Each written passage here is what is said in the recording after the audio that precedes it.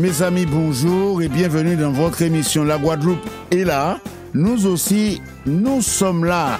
Dieu nous a fait la grâce. Alléluia. Dieu nous a fait la grâce. Et si nous respirons ce matin, c'est parce qu'il lui a plu de nous conserver le souffle. Ah, pas bien nous, c'est bien abondé. Il en est le propriétaire. Alléluia. Et mes amis, la bonne nouvelle ce matin, c'est de vous dire que la semaine prochaine, la caravane de l'intercession va se mettre en branle. La caravane de l'intercession sera en direction de Lens-Bertrand. Waouh! Lens-Bertrand, dimanche prochain. Et pas que, même le dimanche d'après, parce que nous pouvons épuiser tout ça, nous tenir pour nous dire.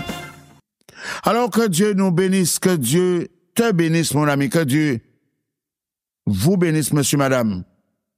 Et partout, c'est le message de Dieu qui est là. Nous poursuivons sur le thème suivant, corriger et réparer l'erreur. Il est important, très important pour celles et ceux qui dispensent la parole de la vérité, le fassent en conformité avec l'esprit qu'il a inspiré. Aujourd'hui, plus que jamais, un vent de séduction, de désordre, de panique balaye le monde entier. Les hommes cherchent désespérément une solution, un chemin, un espoir. Vainement. Chaque jour, nous vivons des événements dramatiques.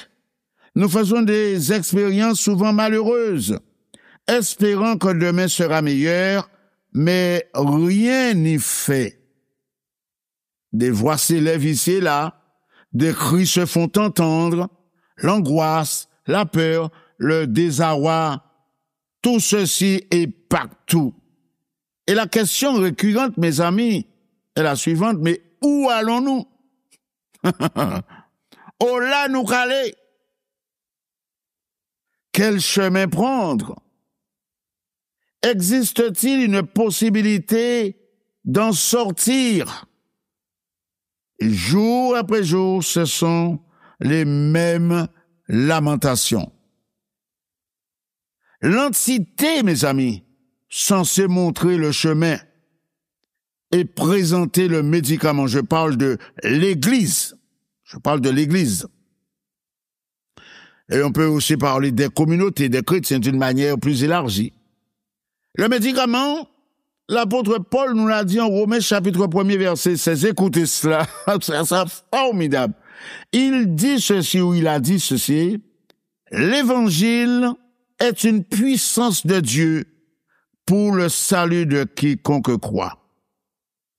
Cette entité, l'Église, qui devrait faire passer le message comme courroie de transmission, de distribution, elle est engluée et semble avoir perdu son ADN. Mes amis, reconnaissons que nous avons perdu la connexion.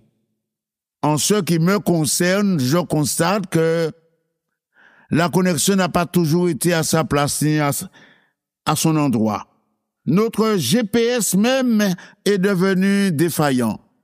Et nous assistons à la descente aux enfers du monde, des hommes, des femmes, des sociétés dans lesquelles nous vivons, et nous ne cessons nous-mêmes de nous poser la question. Avons-nous failli quelque part? Oh, certainement que oui. Aujourd'hui, l'homme de la rue, et pas que, ne voit pas en quoi l'évangile peut répondre à ses aspirations, à ses attentes, et lui donner l'espoir. Le monde entier, mes amis, est en quête de quelque chose qu'il n'arrive pas à saisir. Et la question se pose, existe-t-il une réponse? Pour certaines personnes, pas d'espoir. Bon Dieu virer la tête d'eau. Bon Dieu livrer l'homme. Bon Dieu parle encore comme si c'est chacun pour soi, Dieu pour l'accompagner. Existe-t-il une réponse? Je dis oui. Absolument oui. 3 fois oui. Dans un temps passé, mes amis, dans l'Ancien Testament, Écoutons ce que Dieu disait à propos de son peuple et nous pouvons sans problème l'appliquer à notre situation. Écoutez bien cela. Dans le livre du prophète Jérémie, au chapitre 3, verset 12, il est dit ceci: va, crie ces paroles vers le septentrion et dit, ça concerne Israël, bien sûr, vous l'avez compris, vous l'aurez compris.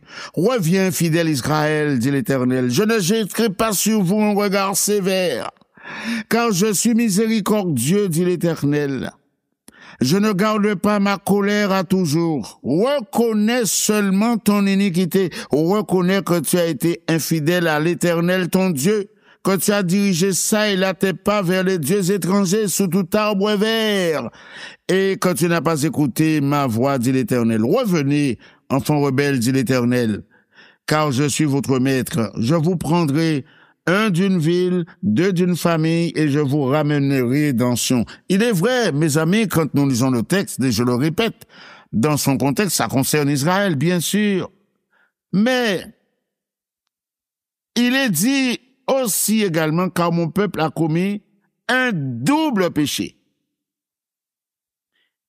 Ils m'ont abandonné, moi qui suis une source d'eau vive, pour se creuser des citernes crevassées qui ne retiennent point l'eau.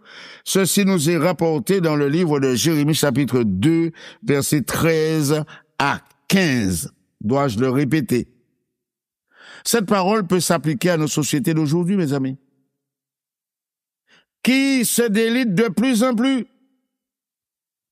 Alors certains se disent, c'est fini. Non, ce n'est pas fini.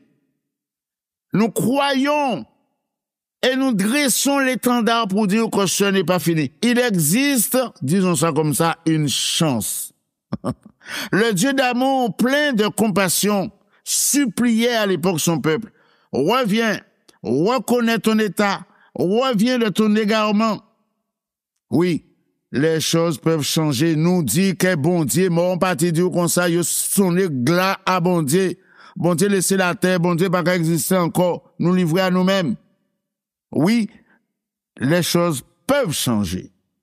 Et c'est ce changement que nous prêchons, c'est ce changement dont nous parlons dimanche après dimanche. Parce que nous savons que le Dieu immuable, bienveillant, dans son amour incommensurable, n'attend qu'une chose, c'est que l'homme revienne à lui dans la repentance. Le R dont nous avons parlé récemment. Oui, je crois que le Dieu trinitaire est prêt à déverser grâce et pardon. Oui, mes amis, il existe un chemin. Mais pour cela, nous avons besoin de corriger nos erreurs. Nous avons besoin de réparer. Et là maintenant, le Dieu trinitaire agira. Oui, faudrait-il que là aussi, que nous autres leaders, pasteurs et autres, nous dispensions la parole dans sa vérité. Le R de la repentance doit être réactualisé dans nos prêches. Et pas le R de rentrer en religion, mais le R de rentrer en relation. Alléluia. Voilà le médicament, mes amis. Parce qu'il s'agit de l'éternité. On ne joue pas avec cela. Que Dieu bénisse notre pays. Et que monsieur, madame, vous qui, jusqu'à maintenant, avez frappé à toutes les portes, sachez qu'il y a une promesse pour vous, il y a une parole pour vous. Dans l'évangile de Matthieu, chapitre 6, verset 6, Asabel, fout Sabel. La Bible dit, quand tu pries, entre dans ta chambre, ferme la porte, et prie ton Père qui est là dans le secret, et ton Père qui voit dans le secret te le rendra. Affaires qu'a fait, je de la s'ouvre pour décision là. Que Dieu te bénisse, mon ami. Que Dieu te fasse passer une bonne journée. Note nos coordonnées au 05 90 82 73 31 82 73 31. Et dès demain lundi, à partir de 9 jusqu'à 4 heures de l'après-midi, tu peux appeler. Il y a des secrétaires là-bas qui t'attendent, même si nous en vacances. Et nous vous disons à dimanche prochain, si nous sommes toujours sur la terre.